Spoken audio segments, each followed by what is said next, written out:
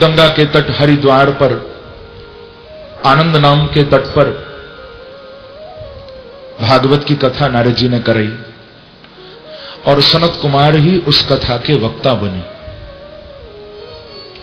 बड़ी विशाल भागवत कथा हुई थी। उस कथा में बड़े बड़े संत, बड़े बड़े महात्मा भी कथा सुनने आए थे कि भृगु वसिष्ठ च्यवनश्च गौतमो मेधातिथि देवल देवरातः। भृगु, वशिष्ठ, च्यवन, गौतम, मेधातिथि, देवल, देवरात, ये सब बड़े बड़े महात्मा कथा सुनने आए। गंगा जी के तट पर आनंद बरसने लगा। अब देखो कमाल कैसा हो गया। कथा हो रही थी हरिद्वार में, ज्ञान वैराग्य को स्वस्थ करने के लिए ज्ञान वैराग्य वृंदावन में पड़े, भक्ति वृंदावन में, कथा हो रही है हरिद्वार में। लेकिन जब हरिद्वार में भागवत की जय जयकार हुई है, गंगा के तट पर शंख ध्वनि होने लगी, जय शब्द, नमः शब्द चारों ओर गुंजायमान होने लगा, तो इतना जोर से जय जयकार हुई कि वो जयघोष का शब्द हरिद्वार से वृंदावन तक पहुंच गया। बोलो श्रीमद् भागवत महापुराण की। भैया कम से कम जय जयकार मेरे कान तक तो आ जाए, वृंदावन तक न जाए तो यहां तक तो आए। बोलो श्रीमद् भागवत महापुराण की, वृंदावन बिहारी लाल की जय। ऐसे जय जयकार करोगे तभी तो आनंद आएगा। इससे दो दो काम हो जाते हैं। जब जय जयकार जोर से लगती है ना, तो एक तो भगवान के नाम का फल मिलता ही है, जयकारा लगाने का फल मिलेगा। दूसरा, जितने सो रहे होंगे ना वो भी जाग जाएंगे। प्रेम से कहो श्री राधे। आपके बगल वाला यदि थोड़ा नींद में आ जाए ना, उसके कान पे ही लगाओ जयकारा, जगाओ मत, जयकारा लगाओ कान पे जोर से। बोलो वृंदावन बिहारी लाल की जय। तो जय जयकार हरिद्वार में और आवाज वृंदावन तक पहुंची। वृंदावन में जब भक्ति ज्ञान वैराग्य के कानों में भागवत की जयघोष पड़ी है बंधुओं, ऐसा चमत्कार हो गया। जो ज्ञान वैराग्य वेद सुनकर नहीं उठे, उपनिषद सुनकर नहीं उठे, जो गीता सुनकर नहीं उठे, भागवत की जय जयकार सुनते ही ज्ञान वैराग्य में चेतना आ गई है और दोनों तरुण होकर खड़े हो गए हैं। बोलो वृंदावन बिहारी लाल की जय। दोनों की मूर्छा दूर हो गई, बुढ़ापा भी चला गया। एक भागवत की जय जयकार ने ऐसा कमाल दिखा दिया। सूत जी कह रहे हैं कि भक्ति ही सुतो तो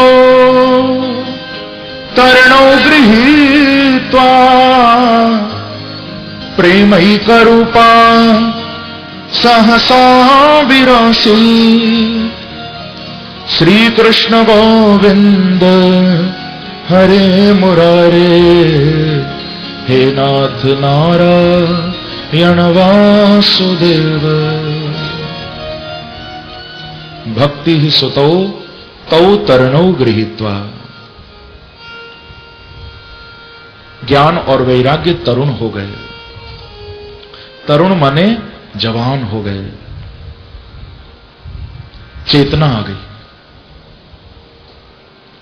और अपनी मां भक्ति के साथ ये तीनों हरिद्वार पहुंच गए। हरिद्वार में सबके हृदय में जाकर ये तीनों विराजमान हो गए। यहां पर बड़ी प्यारी बात कही गई महात्म्य में। सूत जी महाराज कह रहे हैं, कि सकल भुवन मध्ये निर्धनास्तेऽपि धन्या निवसति हृदयेषां श्रीहरेर्भक्तिरेका हरिरपि निजलोकम् सर्वथा तो विहाय प्रविशति हृदि तेषां भक्तिसूत्रोपनद्धः सकल भुवन मध्ये निर्धनाः अपि ते धन्याः। कह रहे हैं संसार में कोई बहुत बड़ा गरीब क्यों न हो, ध्यान से सुनना,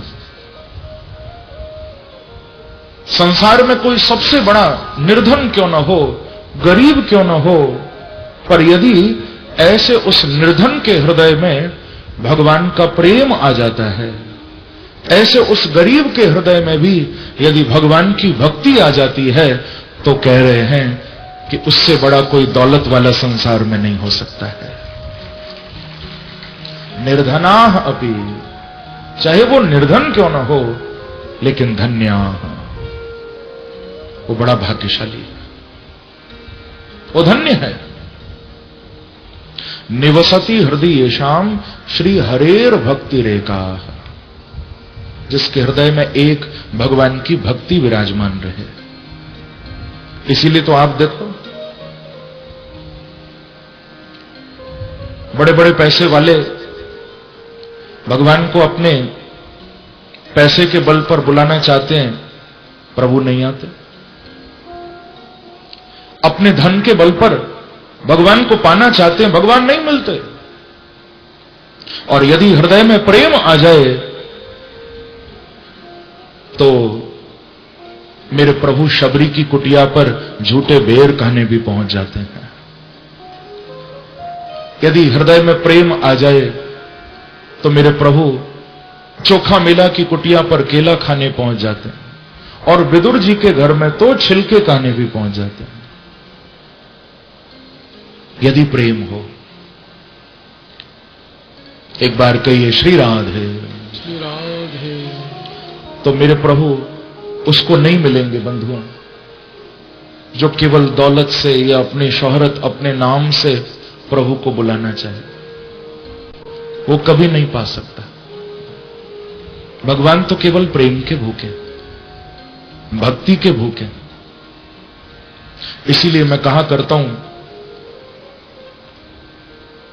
कुछ अपनी दौलत पे नाज करते हैं, कुछ अपनी शोहरत पे नाज करते हैं, कुछ अपनी दौलत पे नाज करते हैं, कुछ अपनी शोहरत पे नाज करते हैं, पर जिन्हें बिहारी जी मिल जाते हैं वो अपनी किस्मत पे नाज करते हैं।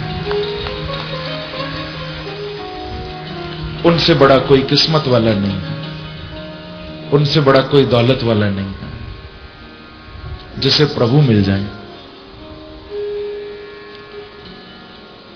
सबके हृदय में भक्ति, ज्ञान, वैराग्य आके बैठ गए। यहां संकेत ऐसा हो रहा है कि जब आप भागवत कथा में आकर बैठते हो तो आपके हृदय में ये तीनों आकर बैठ जाते हैं। भक्ति भी बैठती है, ज्ञान भी बैठता है, और वैराग्य भी अंदर आ जाता है। ये तीनों आपके हृदय में आ जाते हैं। और एक क्रम है, जब ये तीनों हृदय में आकर बैठेंगे तो फिर किसी और को भी आना पड़ेगा कि निजलोकम परित्यज्य भगवान भक्तवत्सल। उसी समय भगवान ने अपना निजलोक छोड़ दिया। अलौकिकीम भक्तिम दृष्ट्वा, ऐसे नहीं छोड़ा। जब श्रोताओं के हृदय में प्रभु ने अलौकिक भक्ति देखी तो निज लोकम परित्यज्य, अपना गोलोक छोड़ दिया, अपना वैकुंठ छोड़ दिया, और प्रभु भी सबके हृदय में आकर बैठ गए। ये एक कड़ी है, एक क्रम है, आप इसको अच्छी तरह समझ लेना। जब आप भागवत कथा में आते हो तो तुम्हारे अंदर भक्ति, ज्ञान, वैराग्य आते हैं, और जिसके हृदय में भक्ति ज्ञान वैराग्य आते हैं तो बांके बिहारी गोलोक छोड़कर उसके हृदय में आ जाते हैं। प्रभु अपना वैकुंठ त्याग कर उसके हृदय में आकर बैठ जाते। तो मेरे प्रभु सबके हृदय में बैठे। नारद जी ने देखा भागवत की महिमा तो अलौकिक है कि अलौकिक होयम महिमा मुनीश्वरा। महाराज मैंने देख ली भागवत की महिमा, इतनी अलौकिक।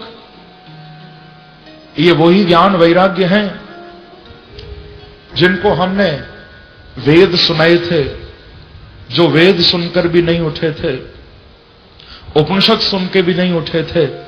आज मैं देख रहा हूं ये दोनों भागवत की जय जयकार सुनकर वृंदावन से यहां तक आ गए। ऐसी महिमा भागवत की मैंने देख ली। महाराज अब मैं आपसे जानना चाहता हूं, थोड़ा मुझे बताओ, ये भागवत कथा किस किस को पवित्र करती है? बहुत ध्यान से सुनना सब। भागवत कथा किस किस को पवित्र करने वाली है? तो यहां पर कुछ पापियों के नाम बताए, किस किस को भागवत पवित्र करती है? कह रहे हैं कि यही मानवाः पाप कृतस्तु सर्वदा सदा दुराचार रता विमार्गगाः क्रोधाग्निदग्धाः कुटिलाश्च कामिनः सप्ताह यज्ञेन कलो पुनन्ति ते। कौन कौन भागवत से पवित्र होता है? ये मानवाः पाप कृतस्तु सर्वदा। कोई व्यक्ति जिसने अपने जीवन में सदा सर्वदा पाप किए हों। इस श्लोक का अर्थ एकदम स्पष्ट है। सदा दुराचार रता, जो हमेशा गलत काम में लगा रहता है। विमार्गगाः, सही रास्ते पर नहीं जाता, उल्टे रास्ते पर जाता है। क्रोधाग्नि दग्धाः, हमेशा गुस्सा करता रहता है, हमेशा क्रोध करता रहता है, क्योंकि ये बहुत खतरनाक है बंधु। ज्यादा क्रोध करने वाला सामने वाले को तो पीछे आग लगाएगा, पहले खुद जलेगा। क्रोध बहुत खतरनाक है। अच्छा, ऐसा भी नहीं है कि क्रोध बिल्कुल भी नहीं होना चाहिए। थोड़ा बहुत व्यवस्था बनाने के लिए होना भी चाहिए। लेकिन कैसे? जैसे घर के एक कोने में अग्नि होती है। घर के एक कोने में अग्नि न हो तो घर में भोजन नहीं बन सकता। समझ रहे हो ना? घर के एक कोने में अग्नि जरूरी है, तभी तो खाना बनेगा, भोजन कैसे पकेगा। पर यदि वही अग्नि पूरे घर में फैल गई फिर तो स्वाहा, सब खत्म। ऐसे ही गुस्सा भी यदि एक कोने में हो तो अच्छा है, पर कभी कभी गुस्सा इतना बढ़ जाता है कि उस क्रोध की आग में व्यक्ति खुद ही जल जाता है। तो कह रहे हैं क्रोधाग्नि दग्धाः, जो क्रोध की अग्नि से दग्ध हो रहे हैं, जले जा रहे हैं। कुटिलाः च कामिनः, कामी हैं, कुटिल हैं, क्रोधी हैं। पंचोग्र पापाः छल छद्मकारिणः, 5 प्रकार के पापी जिनको उग्र पापी कहा गया। ये 5 सबसे बड़े पापी मालूम है कौन है? शास्त्र में बताया, ब्रह्मग्नश्चैव गोघ्नश्च स्वर्णस्तै च मद्यपः तत्संसर्गी पंचमश्च युग्र पापा प्रकीर्तिता। ब्रह्मग्न, ब्राह्मण को जान से मारने वाला, गोघ्नश्च, गाय को मारने वाला, गौ का वध करने वाला, ब्राह्मण का वध करने वाला, गौ का वध करने वाला, स्वर्णस्तेय, किसी के पैसे को जबरदस्ती छीनने वाला या चुराने वाला, यानी दूसरे की संपत्ति पर कब्जा करने वाला, उग्र पापी। और चौथा मद्यपः, शराब पीने वाला। शराबी को भी उग्र पापी कहा गया। शराबी अपने आप को समझे न समझे, और शास्त्र तो यही कह रहा है, उग्र पापी है। वैसे आजकल सबके पास अपने अपने तोड़ हैं। आज किसी को बोलो कि भैया ये काम गलत है, मत करो, सबके अपने अपने तोड़ होते हैं। बोले नहीं महाराज, हम कुछ गलत नहीं करते। आज दुनिया बड़ी सयानी है, क्योंकि जिसको देखो वो ही ज्ञानी है। दुनिया बड़ी सयानी है, जिसको देखो वो ही ज्ञानी है। जब कहा मैंने एक शराबी से, बाज आ जाओ इस खराबी से, ध्यान से सुनना, आज दुनिया बड़ी सयानी है, जिसको देखो वो ही ज्ञानी है। जब कहा मैंने एक शराबी से, बाज आ जाओ इस खराबी से, वो बोला मेरी क्यों छुड़ाते हो, तुम भी तो अंगूर रोज खाते हो, उन्हीं अंगूरों का तो पानी है। आज दुनिया बड़ी सयानी है।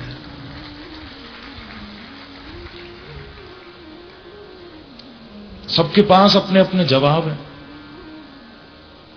अब शराबी माने न माने, शास्त्र तो यही कह रहा है कि वो भी महापापी है। क्योंकि ध्यान रखना भैया, घर का एक आदमी पीता है और नुकसान पूरे घर को उठाना पड़ता है। एक आदमी उस बुराई को अपनाता है, सारे परिवार को भोगना पड़ता है। पत्नी को, बच्चों को, मां बाप को, सबको तकलीफ उठानी पड़ती है एक के पीने से। मैं तो कहूंगा वहां जाकर लोग पीते हैं जहां पीने के पैसे लगते हैं और नशा भी 2-4 घंटे का मिलता है और उसके बाद फिर नाली में पड़े मिलते हैं। तो इससे अच्छा तो मैं कहूंगा बिहारी जी ने मौका दे दिया है, यहां मेरे प्रभु भी दिल खोल कर पिला रहे हैं। यदि पीना हो तो यहां आके हरि के नाम का अमृत पीना शुरू कर दो। यदि पीना हो तो भगवान की कथा के रस को पीना शुरू कर दो।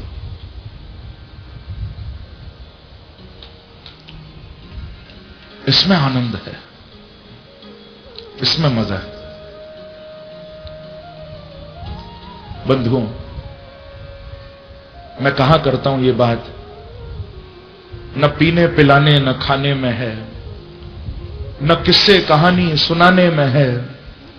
जिंदगानी को जीने का असली मजा कथा में कृष्ण की डूब जाने में है। पीना हो तो इस अमृत को पियो। एक बार कहो श्री राधे, श्री राधे। प्रभु ने मौका दिया, ये अमृत पीने योग्य है। भगवान के नाम का, प्रभु की कथा का दिल खोल के पियो। तो 5 प्रकार के ये पापी बताए हैं। पहला ब्रह्मघाती, दूसरा गोघाती, तीसरा स्वर्णस्तेयी, पैसे को चुराने वाला, धन को चुराने वाला, चौथा शराब पीने वाला, और 5वां पापी बड़ा कमाल का है। 5वां मालूम है कौन है? तत्संसर्गी पंचमश्च, बोले जो इन चारों में से किसी का संग कर ले वो 5वां पापी है।